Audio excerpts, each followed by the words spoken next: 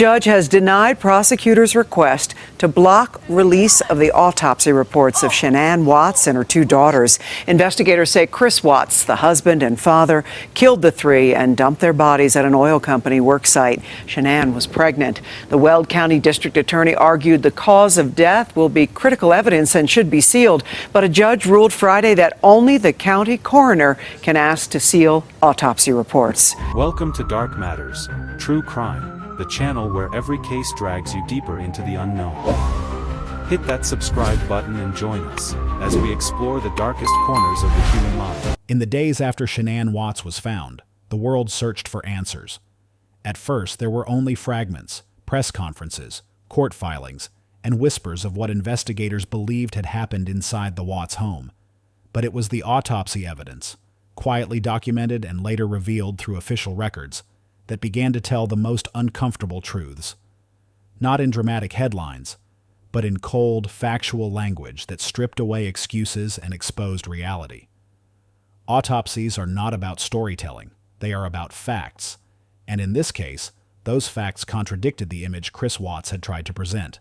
A confused husband, a man overwhelmed, someone who snapped. What the medical findings showed instead was intent, timing, and control.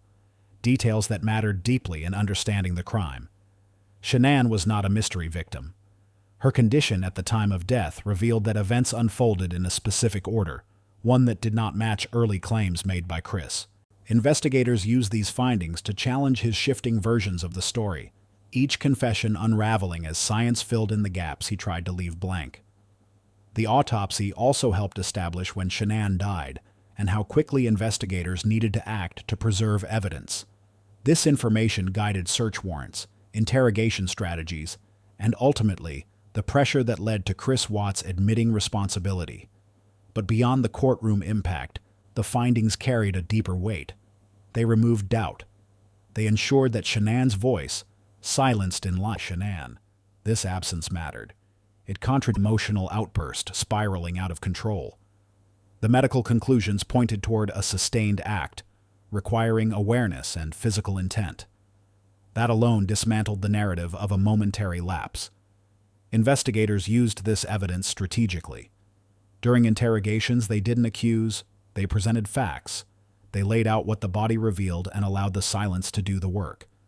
Each pause forced Chris to confront the reality that science had already answered the questions he kept dodging. When suspects realize, the evidence speaks louder than their words. Desperation often follows, and that is exactly what happened. The autopsy also helped eliminate alternative theories that briefly circulated online and in public discussion. Speculation thrives in uncertainty, but forensic findings... In the regular booster chair, that because she's about that time. Celeste isn't quite there yet, but all the people that I know that have cards, they've contacted me. There's definitely a chance it's somebody I don't know. Being a guy or a girl, and she has plenty of friends through like direct sales that I've never met. That could have a kid that they come and just say, hey, let's go. Like just back up in the back, put them in, let's go. But I wouldn't have the name. I wouldn't know who they are.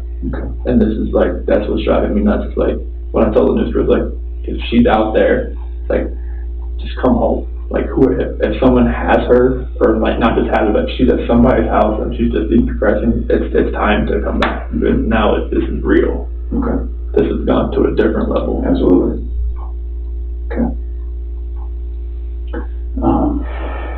Do you have an inkling of if it's good or bad? Yesterday, I would have thought that she was safe and it was good that she would come home. Today, it's more on the other side. I don't think that those doors. Once those doors shut, Chris Watts was left with only one option, accept that his version of events could no longer survive. For the public, this was a turning point. The case shifted from what might have happened to what clearly did happen.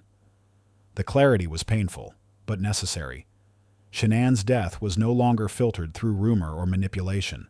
It was defined by evidence. If you value fact-based true crime that separates truth from lies, Make sure to like this video and subscribe for the next chapter, where we examine how these findings destroyed Chris Watts' final attempts at denial. As the investigation moved closer to prosecution, the autopsy evidence became more than a medical report. It became the backbone of the case. Prosecutors knew that juries are not persuaded by emotion alone. They are persuaded by clarity. And what Shanann Watts' autopsy provided was exactly that. A clear, methodical account that left little room for interpretation. One of the most important contributions of the autopsy was how it reinforced intent. The findings showed that Shanann's death was not sudden or accidental, and it could not be attributed to a spontaneous argument gone wrong. Instead, the evidence aligned with a controlled act, one that required sustained decision-making. This distinction mattered deeply in court, where intent separates tragedy from murder. The medical examiner's conclusions also worked in direct partnership. All who were a part of this investigation.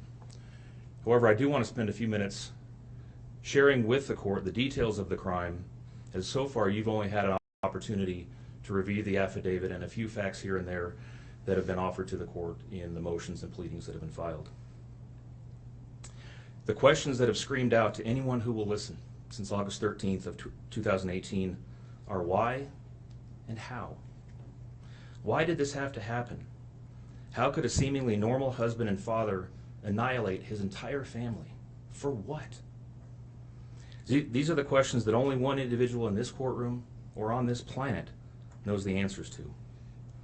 I fully expect we will not receive the answers to these questions today, nor will we at any point in the future. I don't expect that he will ever tell the truth about what truly happened or why. Even if he did, there is no rational way that any human being could find those answers acceptable responses to such horrific questions. The best we can do is try to piece together some kind of understanding from the evidence that is available to us. Partnership with other evidence, phone data, neighbor surveillance footage, and Chris Watts' movements that morning all fit neatly within the timeline established by the autopsy. Loaded my stuff up in my coolers, my water jugs, my book bag, my computers, some of the tools that I had from the toolbox. I knew I was going to have to do some pumping unit rubbers today. That's why I was out so far. Is this on continually Yep. recording? Yep. Well, It's not, is it any motion or is it? event, Okay, so it's motion. Any motion event that happens, I get cars driving from this street, and this is him at 517.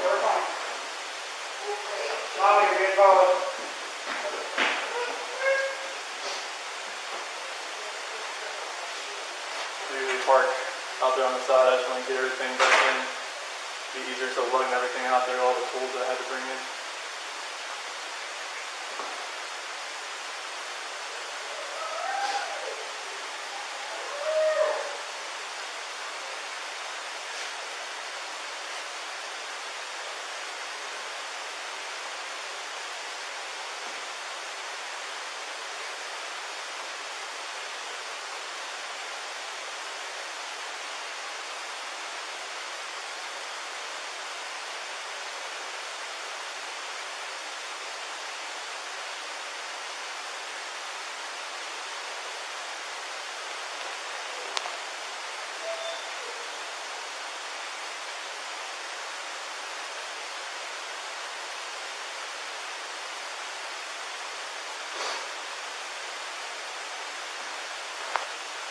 What else can I do with this?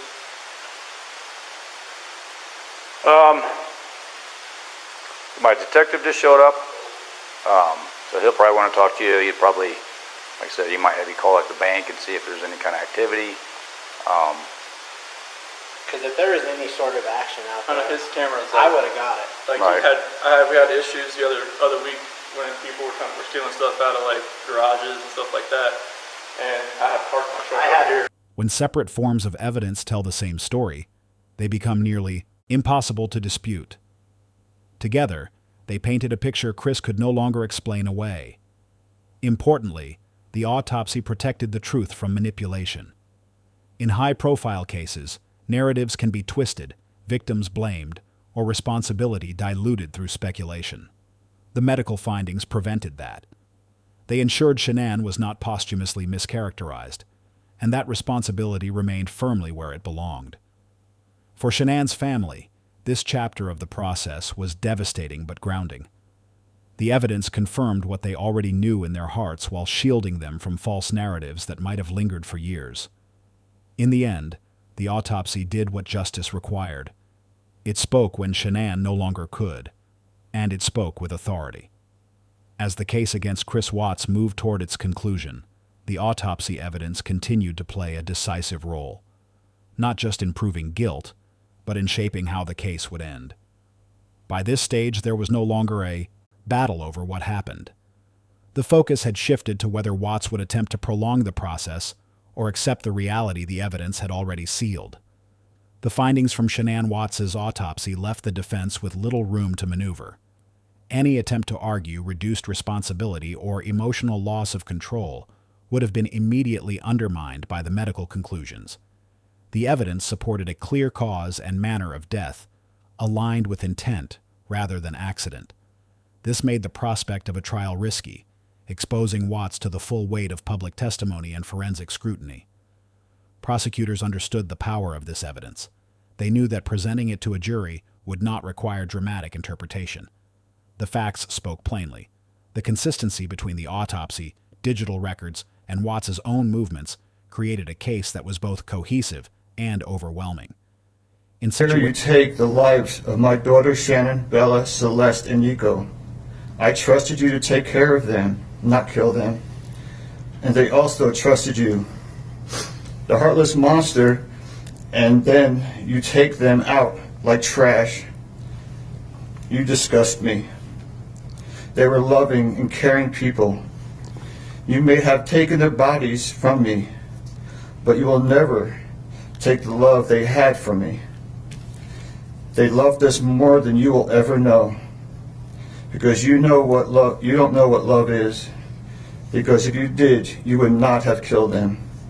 You monster, thought you would get away with this.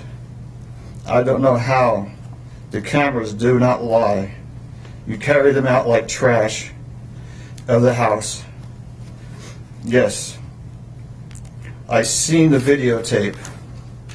You buried my daughter Shannan and Nico in a shallow grave, and then you put Bella and Celeste in huge containers of crude oil. You heartless monster. You have to live with this vision every day of your life, and I hope you see that every time you close your eyes at night. Oh, I forgot. You have no heart or feelings or love. In situations like this, plea agreements often become the only path left for the accused. That reality soon became unavoidable. Faced with evidence that could not be dismantled, Chris Watts chose to plead guilty. The autopsy had helped remove ambiguity, eliminating the possibility of alternative narratives or lingering doubt. It ensured that sentencing would be swift and final. For the public, this moment marked a turning point. There would be no trial filled with speculation or theatrics. It's made by the victims in this case. The court's going to find that the plea agreement is fair and reasonable under the circumstances. I want to acknowledge the Rusick family as well as the Watts family that showing mercy on Mr. Watts is understood, and I respect that decision to request that the district attorney not seek the death penalty in this case. And so the court is going to accept this plea bargain under the circumstances. Words that come to mind when I hear the evidence in this case are a senseless crime and the viciousness of the crime. And equally aggravating in this court's determination is the despicable act of disposing of the bodies in the manner in which they were done in this case. I've been a judicial officer now for starting my 17th year, and I could. Instead, there was resolution, quiet, heavy, and permanent. The evidence had done its job. Shanann's autopsy did not just explain her death. It ensured accountability. It guaranteed that the truth would stand, even without a courtroom battle. If this chapter helped clarify how evidence determines justice, like this video and subscribe for the next chapter, where we examine the lasting impact these findings had on public understanding of the case. Long after the court proceedings ended, the autopsy evidence continued to shape how the public understood the Watts case. While headlines faded and media attention shifted, the medical findings remained a fixed point of truth, often referenced whenever misinformation or speculation resurfaced online. In a case surrounded by intense emotion, the autopsy became the anchor that kept the facts from drifting. Many Department of Corrections. We are in recess.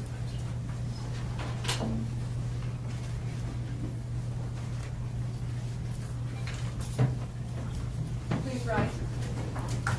Profile crimes become distorted over time. Rumors grow louder, theories multiply, and blame is sometimes misplaced. But in Shanann Watts' case, the autopsy limited that distortion. It provided a clear, documented record that countered false claims and prevented the rewriting of history. Whenever alternative narratives emerged, investigators and analysts returned to the same source, the evidence. The findings also changed how people interpreted Chris Watts' behavior after the crime. His calm demeanor, shifting explanations, and later prison statements were no longer viewed in isolation. Instead, they were measured against what the autopsy had already established. This contrast between emotional detachment and physical reality deepened public understanding of the psychological dimensions of the case. For many viewers and readers, learning about the autopsy was difficult but necessary. It replaced sensationalism with accountability. It emphasized that true crime is not entertainment. It is about real lives, real loss, and real consequences. So you're just with me this morning. I just hop out of the shower and I'm getting ready.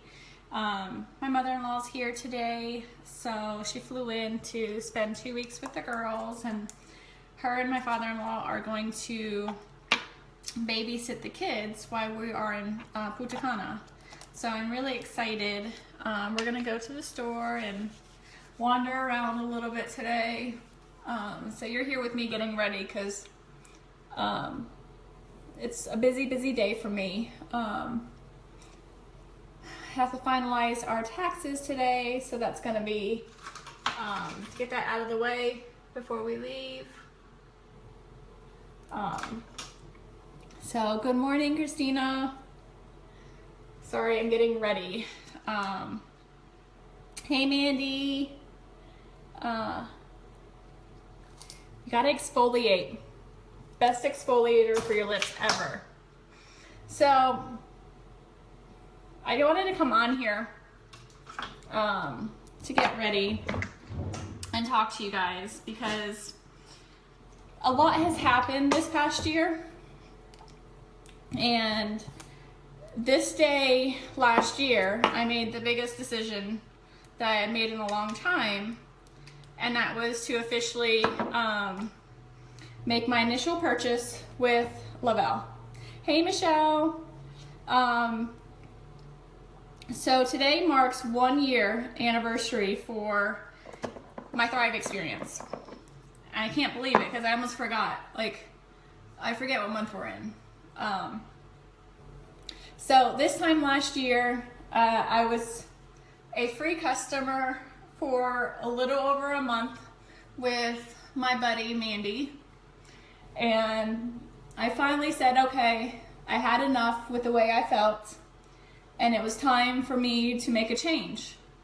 And I know that I was a skeptic for 14 months.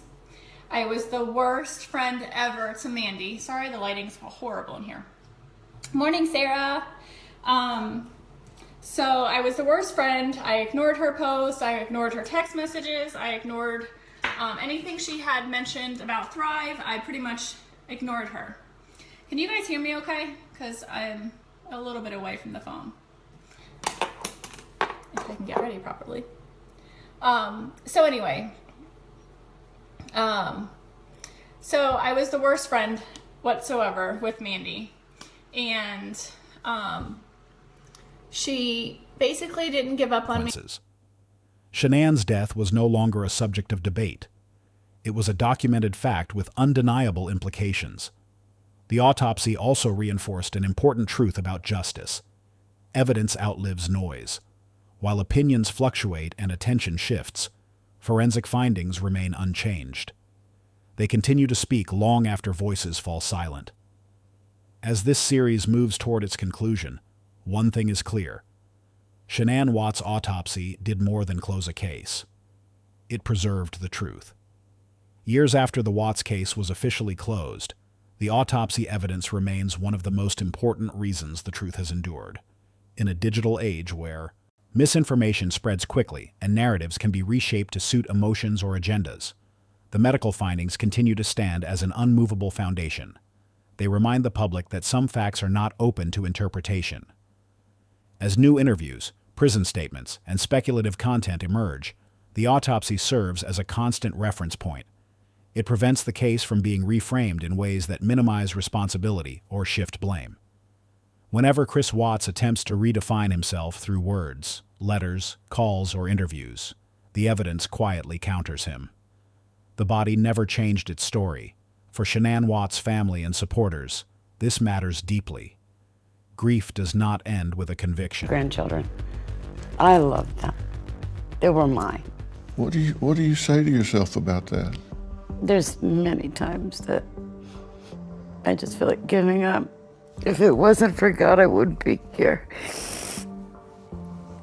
I've talked to my wife Robin about this, and she sends her love, and she says, I absolutely know what haunts Sandy as a grandmother is hearing her daughter's voice in her head and hearing her grandchildren's voice in her head. Dr. Phil, I felt my daughter's spirit the moment she died. Something woke me up, and I sat at the foot of, sat up, and a spear went through my forehead, and I heard the Holy Spirit say, Shanann. And I said, Holy, something happened to my daughter. I knew, I swear to God, I knew. I woke up Frankie, I woke up the whole house. I said, something's wrong with Shanann. I'm telling you, something's wrong. And we didn't know she was missing yet, We didn't know anything. But you knew. She knows all the time. She's got intuition. I don't know how she knows these things. So what did y'all think when she came to you and said this? Oh, I didn't think anything of it. Yeah, I was like, Mom, you're just worried. She's probably sleeping. I didn't think nothing of it. What did you learn about Nico at the time Shannann's life was taken?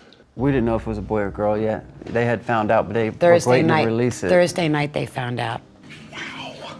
And they were going to do a coming out party of being a boy, but they put that on freeze because he was being strange, distant.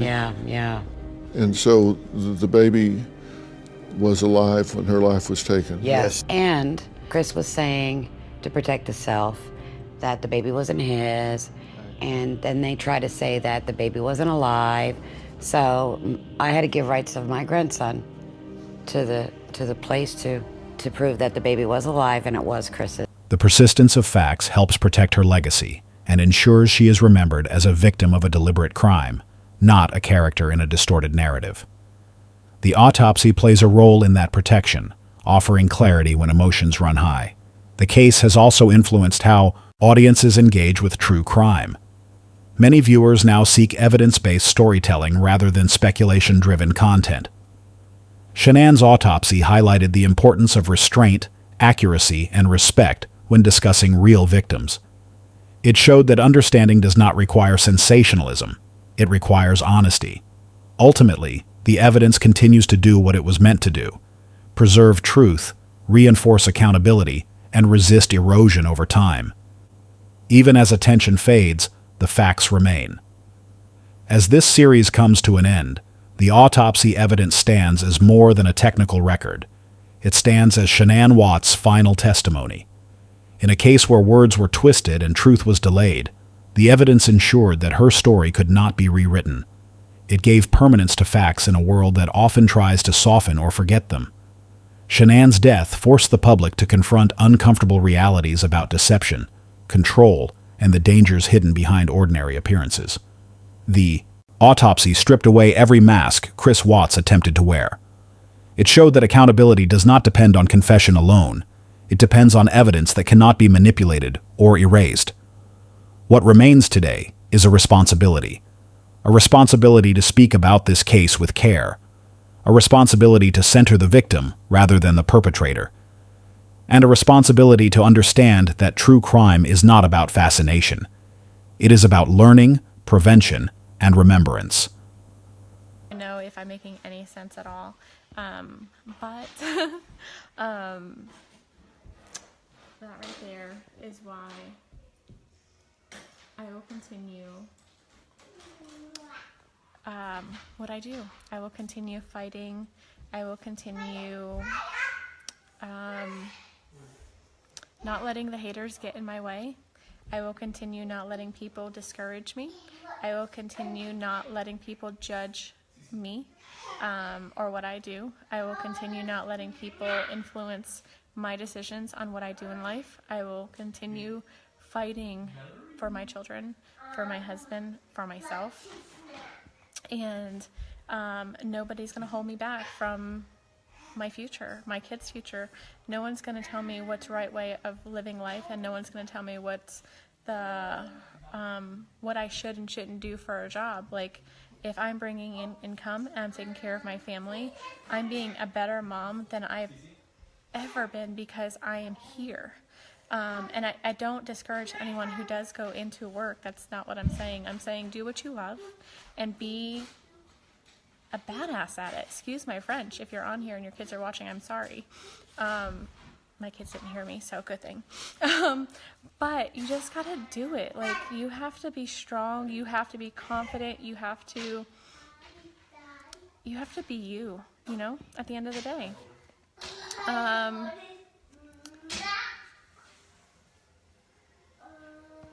You're welcome, Lynn. The legacy of this case is not found in prison interviews or viral headlines. It lives in the lessons left behind, that forensic science protects truth, that justice relies on facts, and that victims deserve dignity even after death. Shanann Watts was more than a name in a case file. She was a mother, a daughter, and a human being whose voice continues to be heard through evidence. As viewers, listeners, and storytellers, what can it hurt to try thrive? And, you know, worst case scenario is it doesn't work. Thanks, Sarah. Hold on, I need to get a different view. Those are too light. So, I finally just pulled the plug and just said, okay, Chris, let's do this. I need a change. I need something different in my life. And I made the initial purchase to start thriving. And I'll tell you this, it was, you know, day one, Chris started with me. So day one, Chris definitely noticed a change right away. He noticed, he was like, Shanann, I feel like I can run a marathon. And I didn't feel that initial change. And it took a little bit for me to feel that notice of a difference. And so day one, sorry, I'm trying to concentrate and put makeup on and make sure I don't do it wrong. So day one, I didn't notice a change. It wasn't until week 3 that I really had a difference in my Thrive experience. And how we handle cases like this matters. When we prioritize truth over speculation, we honor those who can no longer speak for themselves. If this series helped you see beyond headlines and understand the power of evidence, please like this video and subscribe for more respectful, fact-driven true crime stories that focus on truth, not sensationalism.